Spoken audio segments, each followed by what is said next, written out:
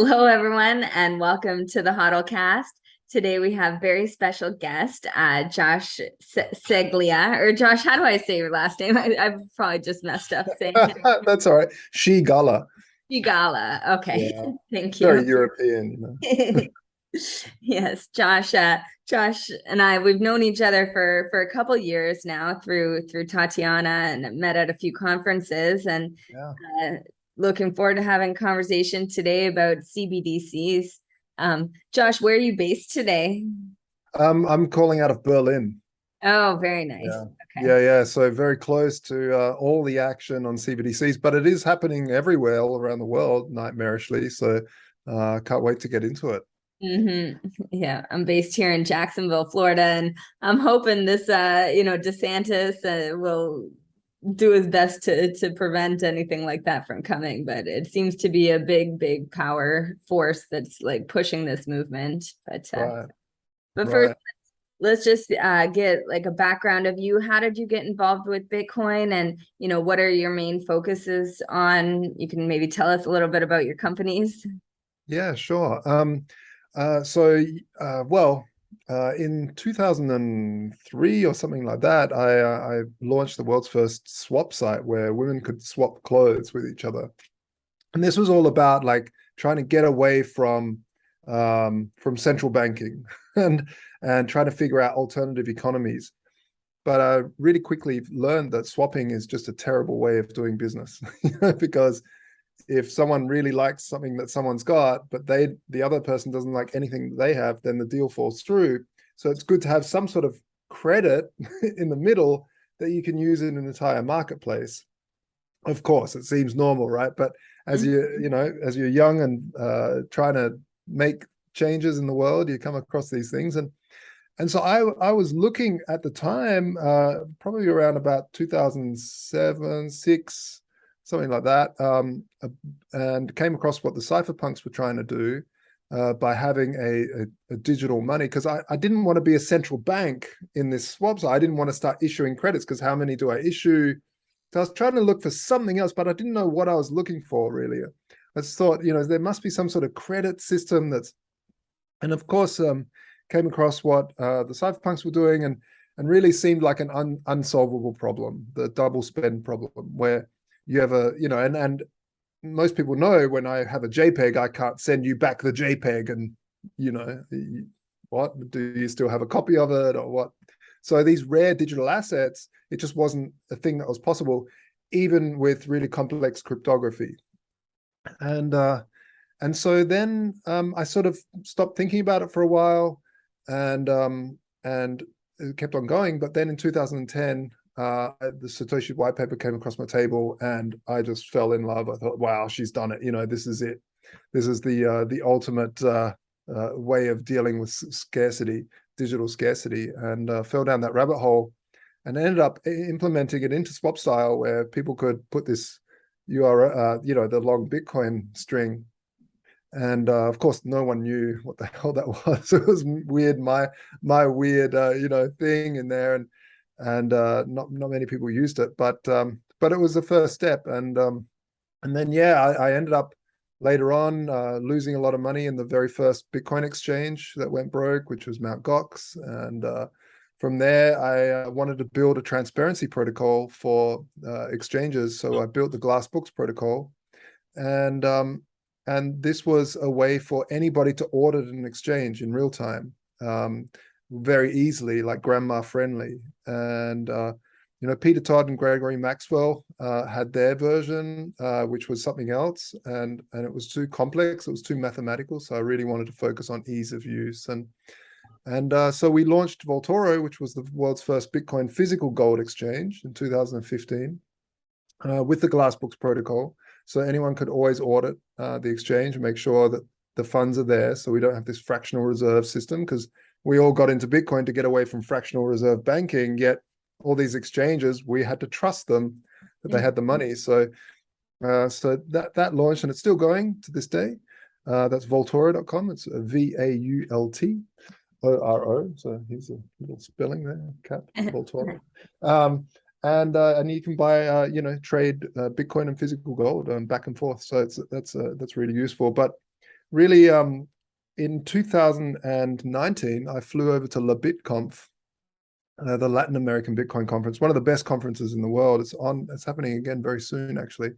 And I on the way there, I started reading the Terra Luna white paper, and was really quite horrified at the thought of fluff, like nothing, backing a currency to try to hold it stable. And I knew this not because I'm a genius, but just because I'd seen it in the past. Like I'd seen BitShares fail. That was an algorithmic stablecoin. There was a whole sleuth of them, and waves, and there's a bunch of them. So really, what I when I went there, I gave that talk saying with Neville from Reserve that one of these pure algorithmic stablecoins will grow so big, and then it'll collapse, and it'll cause a real problem and a nightmare for the crypto industry. And yeah, that's what eventually did happen.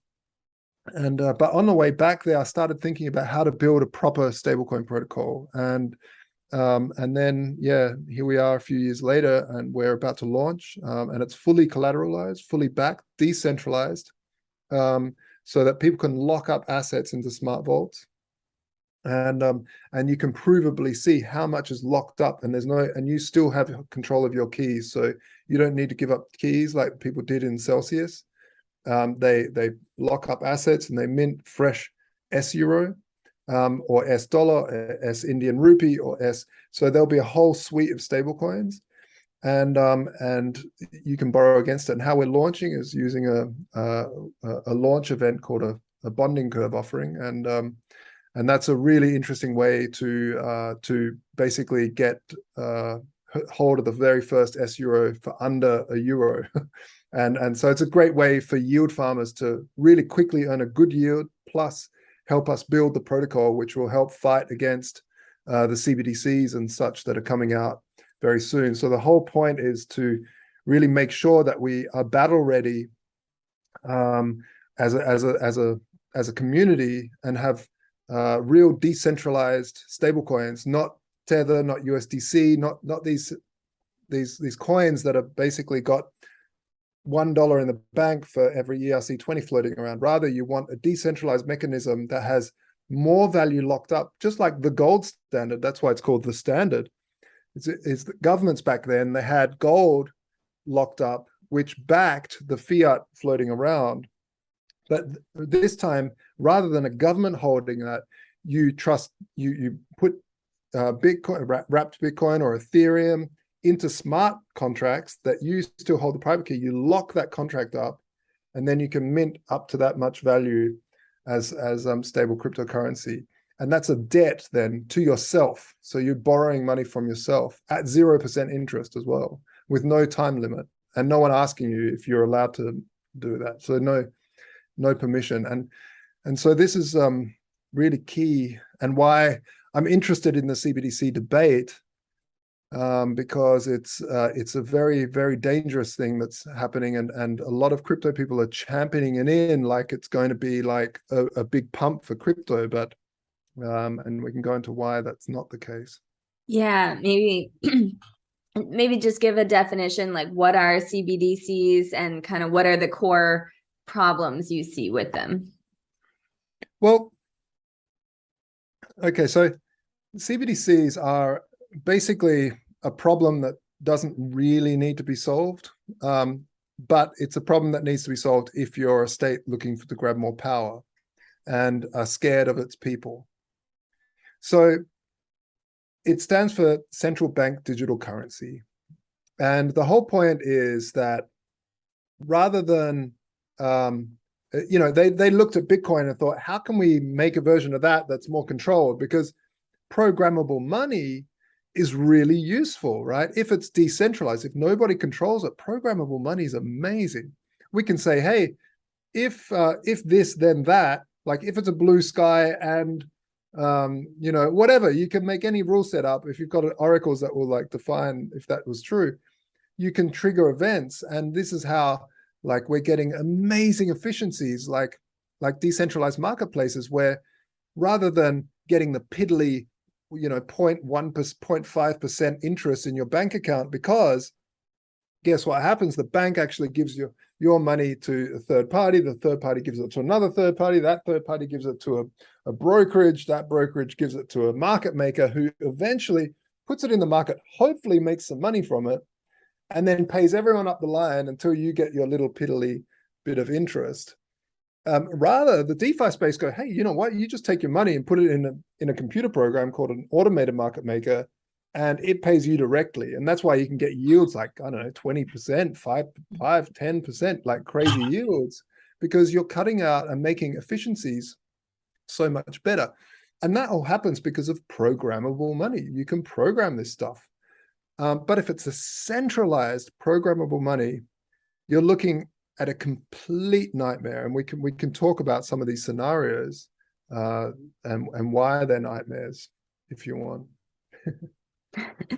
Sure. Yeah. Like what, it seems I've started to hear various advertisements, even on the television, of, banks that are offering virtual currency and saying, all the benefits of Bitcoin without the risk or the volatility.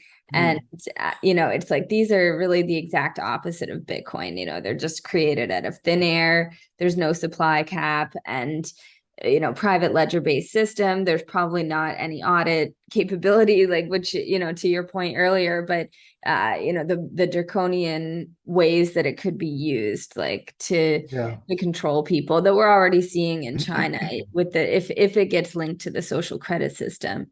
That's if or when. What's going on in the UK with them? I've seen a lot of talk of the new guy in there being very pro CBDC. Do you think it's likely he's going to put one out, or? Yeah, so this gentleman called Rishi got he's the godson, I think it's godson of the owner of the largest social credit score system in the world being rolled now, called Infosys.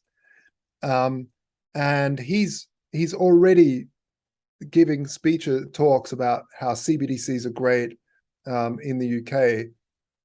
So that's a definite linkage there. Now, I want to step back a bit and let people know why it's so different than what we've got at the moment.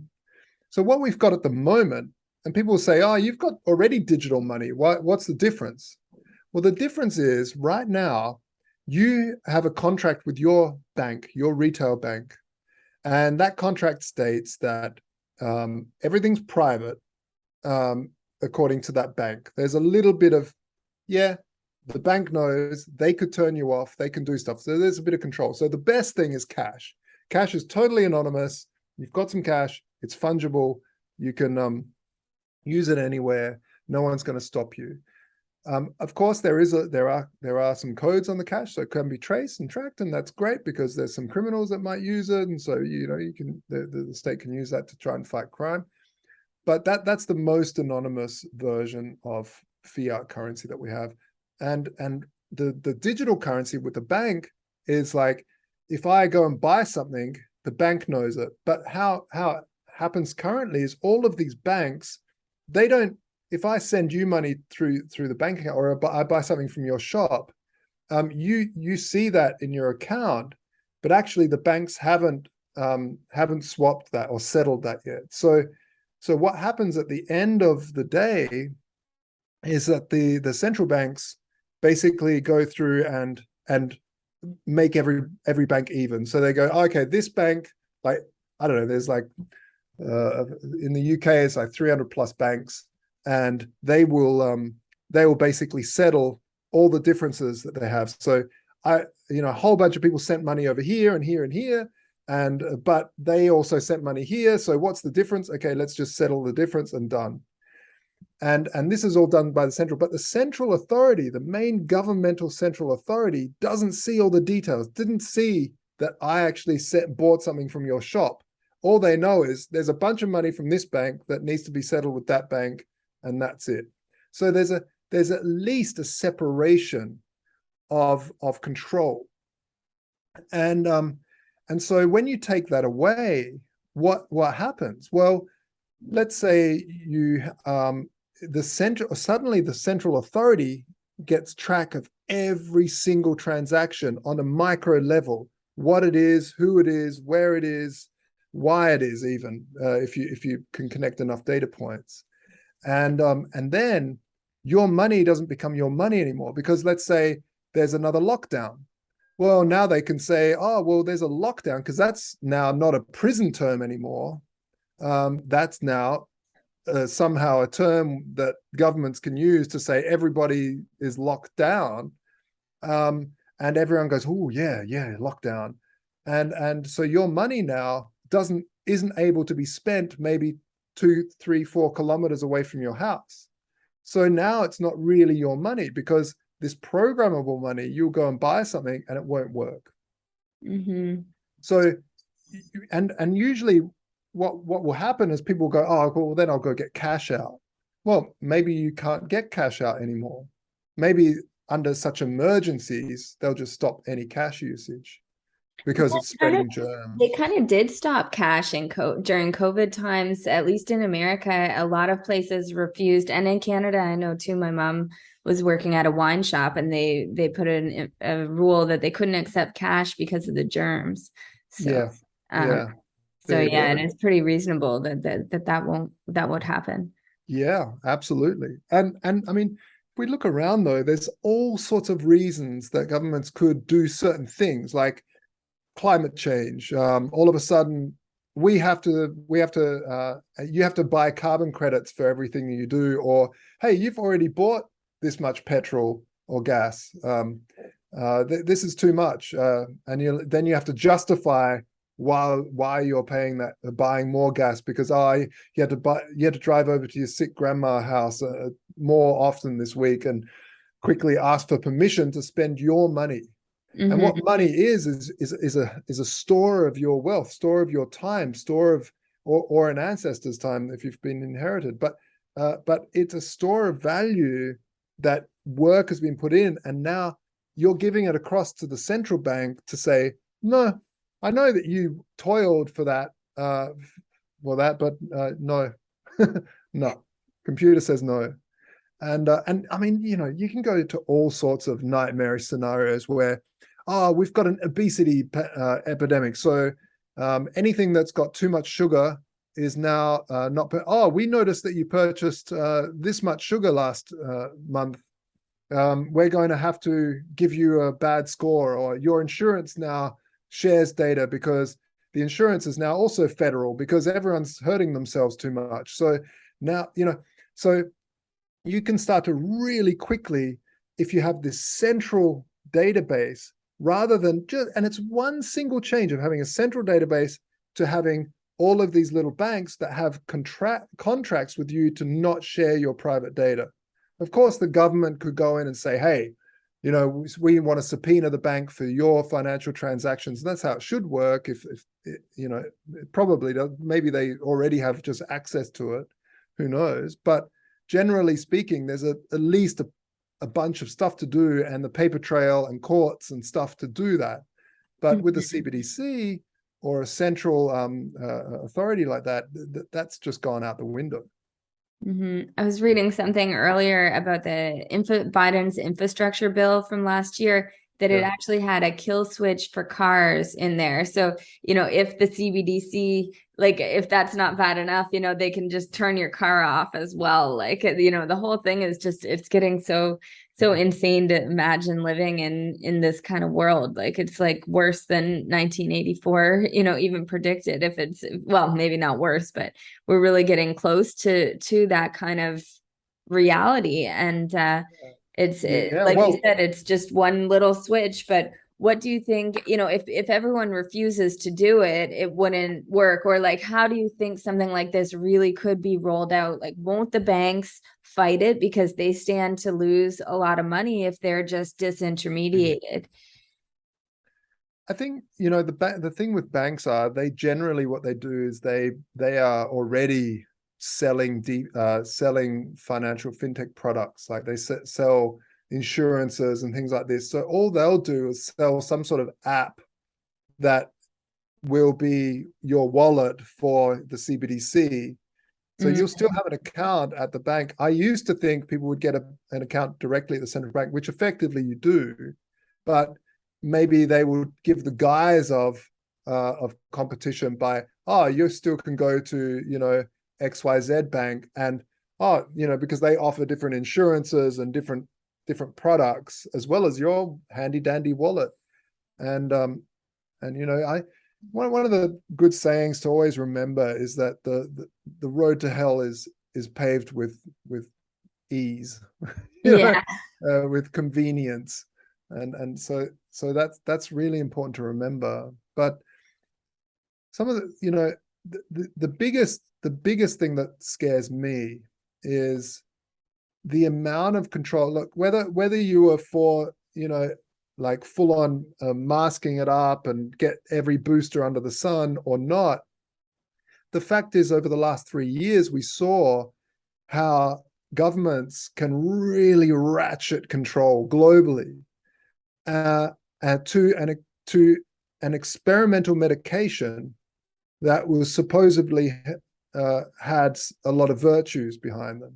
And no matter what virtues these had, the push, the extraordinary push for everybody to get this experimental medication was so extraordinary.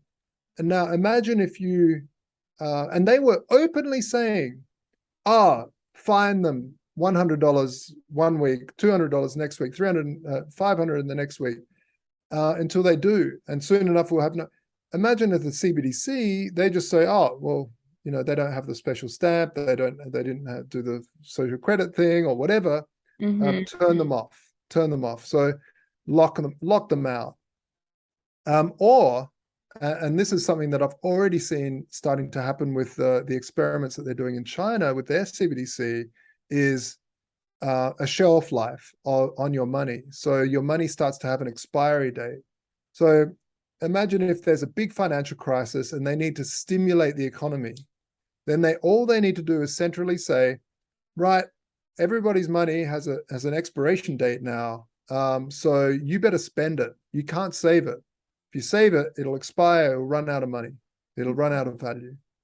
And these sorts of mechanisms are possible because, one, it's centralized, and two, it's programmable.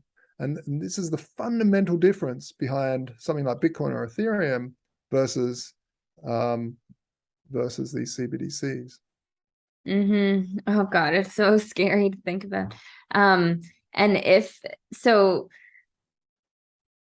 it does get implemented, like if it's, how do you think, would it be the form of some kind of welfare payment? Like people opt in, sign up, they get this money, they have to spend it on a certain time. How would people build wealth for, their future? And do you think there would be any other system outside of this, or will it only be this CBDC that people have the option to use?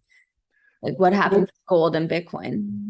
yeah, like this is the lucky, beautiful, amazing timing of Satoshi Nakamoto, is that they jumped in front of this whole movement, managed to bring out digital scarcity, decentralized digital scarcity, meaning money, before the government went to this.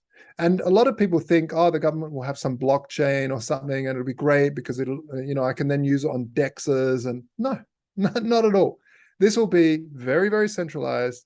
It'll mainly be a settlement layer, and it'll be, and the why they haven't done it till yet is because if you have this sort of central database, you become, a massive, massive honeypot for an adversary, for a government that really wants to take you down. So you could imagine North Korea or someone that's against your culture. I'll just name North Korea here. I don't know, but they might have an interest in destroying the American economy by basically destroying the central database of everybody's money. And so generally what happens is they become these private blockchains where it's really just, 2 or 3 servers sitting next to each other, so there's low latency, all with a hashing block, taking turns to hash blocks.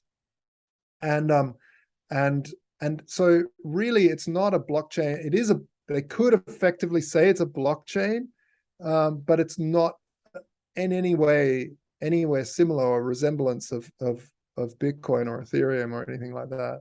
Like, so there's no mining to secure the network or anything. It's just basically like a database or It's a a private database that, yeah, but it has to be super secure because everyone's going to go for each other's database. Because if you are in a war, you can just take down the data and just destroy the entire economy. So you want to, because things are happening in real time, right? So people are constantly sending payments. So you can't just do snapshot backups because someone's just bought a mansion and, oh, there was a hack. Don't worry, we reversed everything to the backup. And it's like, now you suddenly haven't transferred all that money or whatever. Mhm. And so, I think that's the saving grace here is that the governments really can't roll something like this out. They can talk about it, they can threaten it, or like spread ideas about it. But when it yeah, comes down to actually moving from our system that's been working since the 70s, whether it's certainly got its problems, but it's what everyone's used to. You can't just switch over to this digital currency and without getting hacked or all these security risks, and then yeah, if they all have different settlements, like if they're not using the exact same technology between different countries, is it going to be interoperable? There's so much to work out, and the governments, like we saw when Obama tried to do the healthcare, the Obamacare website wouldn't work. Like they're just yeah. not technical enough to launch something like this, or at least that's my hope for humanity's future. Yeah, yeah. And I mean, the thing is with so you saw the same thing with the COVID database in the UK. They paid millions of dollars for this app, and it turns out the backend database was an Excel spreadsheet, and it crashed because it ran out of rows. Because that version of Excel only went up to, I don't know, so many millions of rows or whatever it was. So yeah, it is a saving grace that they're not technical enough. But I know that the CBDCs are very much highly backed by. I don't want to go down the full-on like um, uh, typical sort of conspiracy stuff, but it's just a fact that they're backed by like the World Economic Forum and stuff. And who's behind the World Economic Forum? Well, it's usually just a bunch of YT and all of these consultancy firms, these huge consultancy firms, and that's all they do for private industries: set up secure services and messaging systems and stuff like that. And a financial system is effectively just a messaging system. It's just message passing in a secure way. And so, yeah, it is a concern. I do believe that they're close, and the sad part is it's Satoshi's technology. It's us in the cypherpunk world that have been living this world of freedom, that have basically given them the ideas and the technology to go ahead and weaponize it against the people for the good of control. And if anyone's really looked closely at what's happening in China, really that's not, it's not like, oh, that's happening in China, it would never happen here because we're free. Uh-huh. Okay, well, think again, because there's been many a call for a national ID card or a national ID system. And again, it's a little bit different than a driver's license, because of the technology that's in the background. And if you mix, and they were already with the whole push towards vaccine passports and these green passes globally, this was basically setting the stage. Even if it wasn't setting this, even if they weren't like, even if they were like legitimately just building a vaccine because they were scared of everybody's health, let's say that, let's give them the benefit of the doubt for the minute. it doesn't matter. What's happened is the vaccines didn't work as well as they thought. You can still transmit it, you can still catch it. And but so the excuse for rolling out these passports wasn't there anymore. But that doesn't mean it's just gone away. The technology is sitting there, and they've for years gone on about digital identity. They're already they're not calling it a social credit system, but you can imagine if you have a real sort of, excuse my French, but shit, it's the fan sort of scenario, you can imagine that governments start to say, okay, everybody needs to move over to this new settlement system because we're having such a hard time. We need to control how much money is being spent and where, because there's an oil shortage or whatever. So everyone's bank accounts suddenly get frozen. And by the way, we'll give you a bonus to just move your currency over and give permission to go over to the CBDC. And then once you give them the permission, then, oh, cool. And most people go, oh, great, I get, a bonus check. Fantastic, done. And oh, look how convenient it is. It's fantastic. Oh, by the way, now, we've noticed that you went into the shop and our infrared camera saw that you're a little bit hot. So you didn't check yourself beforehand. We're going to turn your QR code orange because we're not sure.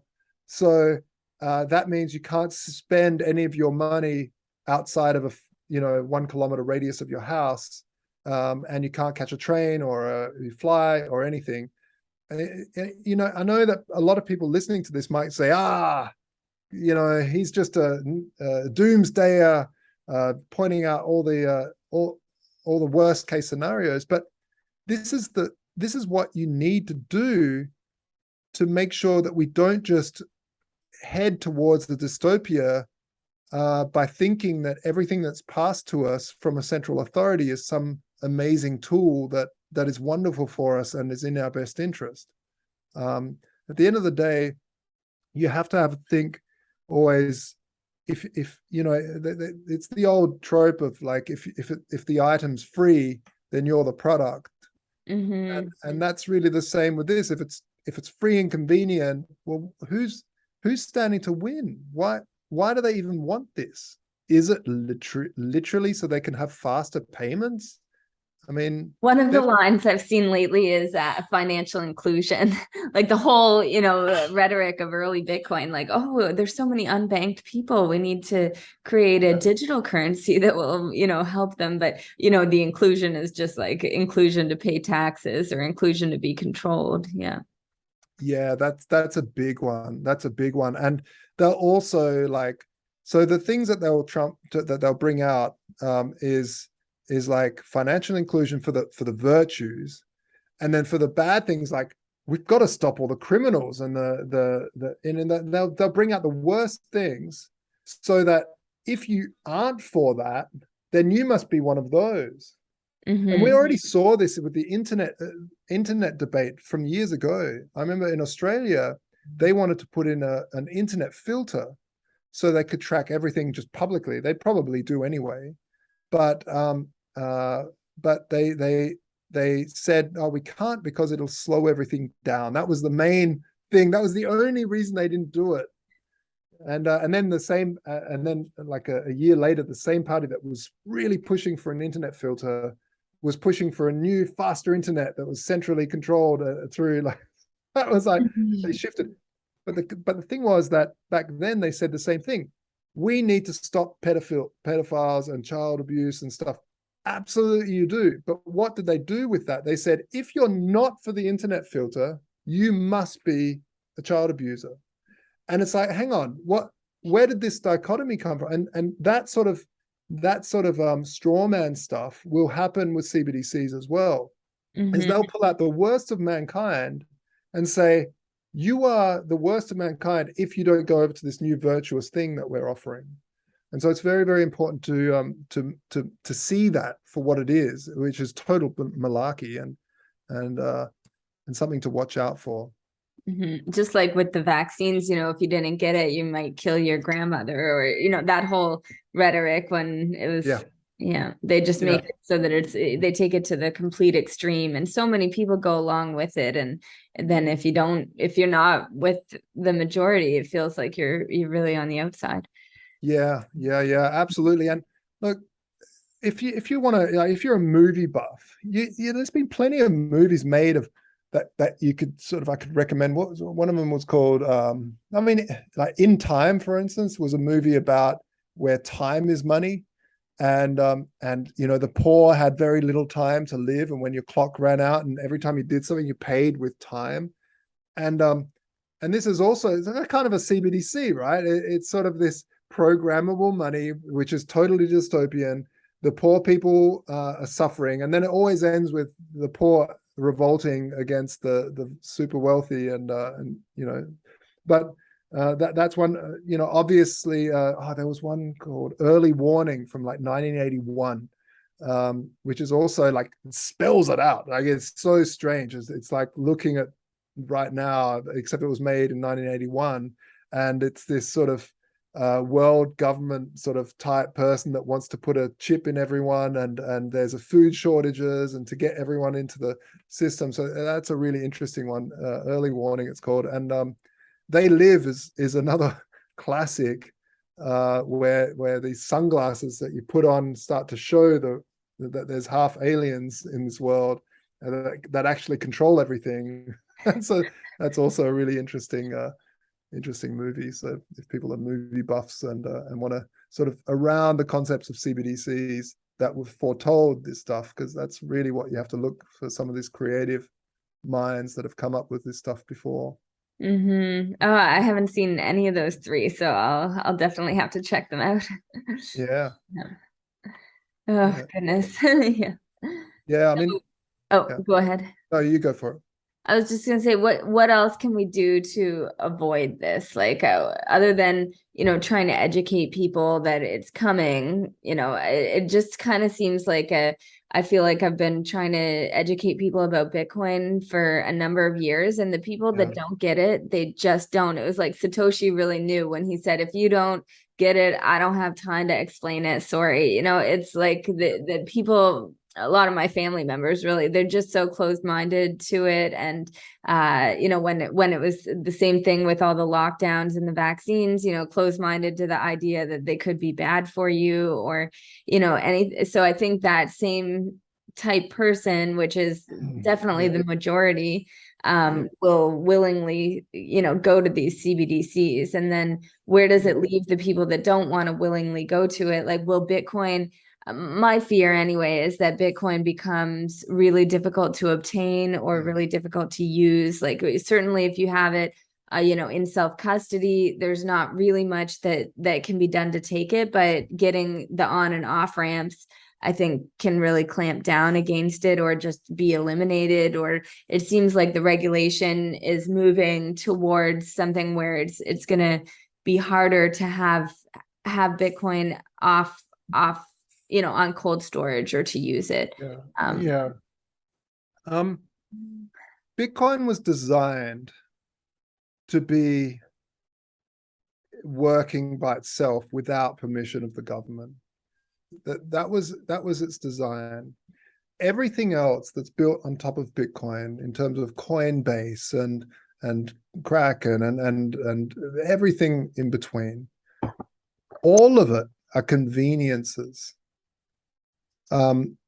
If we do end up in a total Orwellian dystopia, there still is an exit door to Bitcoin.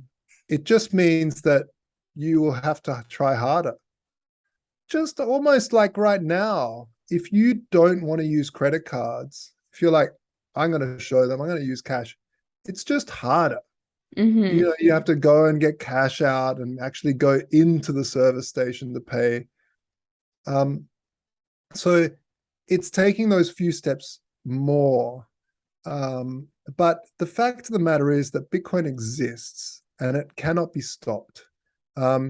What we're building at the standard.io exists, will exist very soon. And these smart contracts are unstoppable. That's the point. So, and really the point was to say, look, if you guys screw this up, if you guys screw up our money, there's an exit door, and I can take it. So just that threat of having that exit door is really, really strong. It's similar to like oil futures, right? No one's going to get oil delivered to them, but just the threat that you can actually get oil futures physically delivered means you peg the price to oil. Like, so threats are very, very powerful financial instruments. And so the threat of the exit door to say there's a whole nother economy out there, because America, Australia, the UK, the Emirates, these are all living in an anarchy of the world, and they're all trying to jostle. And in between the space of the jostle is cyberspace. And I'm going to continue using cyberspace, not metaverse, but is cyberspace. And in that space, we have we have DeFi. And there's another really amazing thing, and I touched on it before, how the efficiencies of DeFi attract money. And so a rational actor in the space will always bring liquidity into DeFi, because the returns are just more. They're faster. There's no way that the legacy system can offer the returns. So generally, more and more liquidity will head into DeFi. I mean, the standard is going to be offering 0% loans on your own money. So you can lock up your own money into a smart contract, hit lock, so you can't get to the initial collateral, but then you can print or mint new currency that's pegged to whatever currency you like, and up to a certain amount, so like 80% of the value. So you didn't have to sell your underlying collateral. Now you've got liquidity to go and buy a car. Bitcoin's still going up, or Ethereum, whatever you've locked up, but you haven't had it. Plus, there's no capital gains tax because you haven't sold anything. You've just borrowed some money. And if they keep inflating it away, the debt that you've taken out, the inflation actually pays off your loan, because you have no time limit. It's a 0% loan. There's no time limit. And so inflation is paying off your debt. So in 10 years' time, where you bought maybe a house, maybe then a carton of milk is the same as the house. So you've effectively bought a house for a carton of milk. And this is how the wealthy, by the way, have always secured their money through hyperinflation. So these sorts of things that we're building at the standard.io are really only possible because of programmable, decentralized money. And they are the counter. They are the yin to the yang of CBDCs. They're the opposite. And it's really important to see that. And when you look at like centralized stablecoins, they are very much just like a CBDC. We saw it just recently with the Tornado Cash, where USD Circle, USDC, basically said, oh, okay, we'll follow the Treasury's advice and just freeze all USDC that were tied to and they didn't care if there was people that used Tornado Cash. For the listeners, was a mixer, so you could get your Ethereum and you mix it in there with a whole bunch of other people's, and you get out Ethereum that has benefit of the doubt, has doubt to where it came from. And so people say, oh, that's so nefarious. Well, okay, you can say that, but let's say you go down to the corner store to buy, I don't know, a bagel, and the shop owner has some sketchy friends, and you pay them with your Ethereum, and he goes, wow, you've got all these NFTs, you've got like, $100,000 sitting in this and that. Boys, go around the back and rob him, because it's a bearer-based asset. But you want to have privacy and money. You don't want everybody to see. Another example would be, hey, we don't, you have a shop and you have a customer coming in, buys something, sees your wallet, goes back home, runs some software, finds out who you stock from, what your markup is, everything about your store, and can basically just go around you. And so privacy is really important when it comes to things like that, and also staff. How much each staff member is getting paid. Someone came in later, so you're paying them maybe more or less, or and then there's infighting, and there's all sorts of reasons why people need privacy. And so for the USDC to just go, no, turn it all off. Anybody that's ever used this mixing service, for all sorts of reasons, it could be. Sure, there's some nefarious ones in there as well. But you should use good old-fashioned police work to hunt those people down, rather than just banning everybody from their privacy. And so, like, this is just the start of the sort of CBD threat, right? That's kind of a CBDC, because the government just said, "Hey, turn it off." Mm-hmm. And they did. Yeah, yeah. That it's like an arm of the government. Mhm. Yeah. But then Tether didn't turn it off. The difference of the two mentalities, or even maybe just the difference of where they're based, Yeah. Everyone Yeah, I in think that America is so scared. definitely plays a big role. And Tether's kind of interesting because it's not as controlled, it's not as regulated as USDC. And when I say regulated, meaning fully in bed with the state, because they have to be, because if they're not, the state just stops it, Yeah. stops the whole business. And imagine that you've got USDC floating around speculating with all sorts of crypto stuff. Suddenly, the whole backing is frozen. And they'll just say, okay, shut all their bank accounts down, everything, because they're not following our instructions.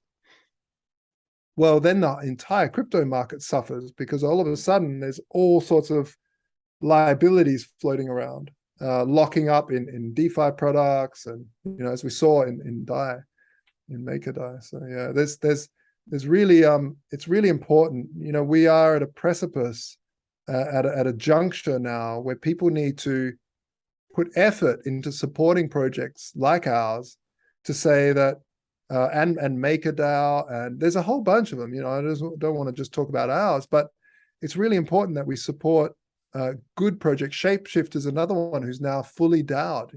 It's Mhm. But did you see the founder of MakerDAO died last week or this week? Sorry, can you cut out there? I saw some tweet that the founder of MakerDAO said something happened in Puerto Rico where he was going to be the target. His girlfriend was a spy and was going to plant a laptop on him, and then he drowned in the Atlantic Ocean a few days after that tweet. So, oh my gosh, the chilling effect of things like that make it like, to be out there and working on these kind of projects is like a noble and a little bit scary kind of position to take these days. Yeah, I mean, this is why Satoshi was anonymous, because he, she, they knew that they were going up not only against governments but banks, big oil, because it's the petrodollar. It was a huge, massive upset, which not many people realized, because they thought it was some funny, weird little internet money thing, and it like the Trojan horse came in and just sort of got accepted. And it was amazing how it did. I mean, it's taken a long time. We're now in the 14th year, and so it's really taken a long time. But it's amazing that it came around at the right time, like I said before, because if we didn't have this exit door, then we would really be struggling to say, hey, don't screw this up. Yeah, absolutely. So, I guess final question. I appreciate everything you've said. It's been really wonderful talking to you, Josh. Where do Thank you you. see us in 10 years? Where do you see all this landing, or what the landscape looking like? Oh wow, 10 years. That's such a far window. Um, I think that really major change happens through generational change. And I know this sounds weird, it's a little bit of an offshoot, but really it doesn't change without changing how we rear our children. It doesn't change unless we make it so that we peacefully parent our children. We don't hit them. We don't abuse them. We don't teach them through authority. We don't say, when they say why, you don't say because I said so. Because all that does is teach them to bow down to authority. And it's that's the major problem, is that authority is this perpetual bowing down to authority rather than thinking critical for yourself and saying that, well, give me good reason so I can find logical evidence for why this is a good thing. And that's how you create real change. So 10 years is a good step forward, but I think that will only really happen in like 20, 30, 40 years, as multiple generations learn that it's not acceptable to hit children. And just like it's not acceptable to hit old people because they've pissed their pants, or hit someone in a wheelchair because they couldn't, roll fast enough or something. Like, it's just normal. You don't, everyone knows you don't hit someone in a wheelchair, yet they're far more capable of defending themselves than a child. Maybe, yeah. So it's a bit of an offshoot, but really it's about thinking in the distance. When you think about far from the distance, how you make true change. But in terms of pure financially, I think we're heading towards a global calamity.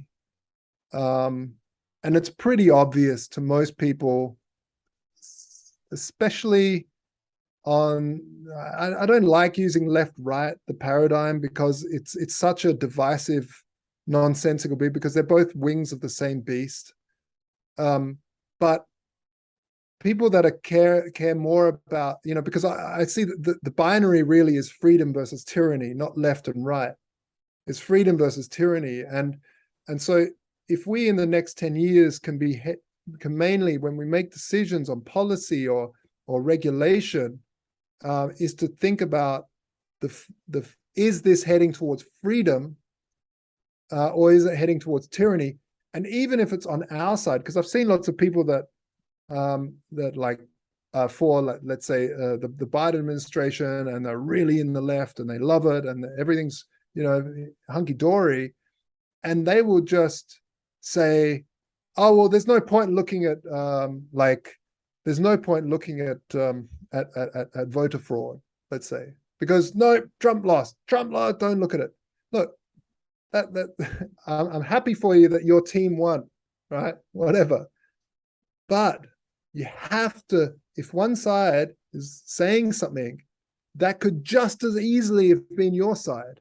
And it's sacrament. It's at the highest of importance to make sure that we constantly think, did something happen? Is it heading towards freedom or tyranny? And whether it's for your side or the other side, it doesn't matter, because the sides will change. And this is actually why democracies are so kind of dangerous, because and the power structures always knew this. It's like, if you have a monolith, if you have a dictatorship or a king or a monarch, it's very easy to have one single thing, and the populace just get angry and push it over. But if you have a left and a right, it's this amazingly strong structure where the people push on this side, and it's like, oh, and then they get angry and they go over on the other side and they push against that side, but the structure just stays strong. And so that's why it's really important that to really think about freedom versus tyranny, and these CBDCs are a big step, an Armstrong step to tyranny, and it's paved in all its glory, and it's all its ease, and its little extra free check, and all of this stuff will be enticing everybody towards it. Just be careful. All of a sudden it's like, there's no way to own anything because you don't even own your own money.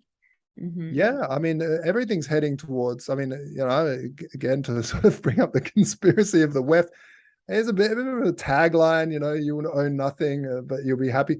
But in a way, they're right. Like traditionally, you want to try to like have everything in different companies and not actually personally own stuff and then be happy. But not in the way that they want it. They definitely want that there's a definite elite and a CBDC that owns everything and rents everything to you. And we've seen it with software, right? We've seen it with software where software you used to buy a license and then it's your software. You've got that software. Now, pretty much everything is a subscription.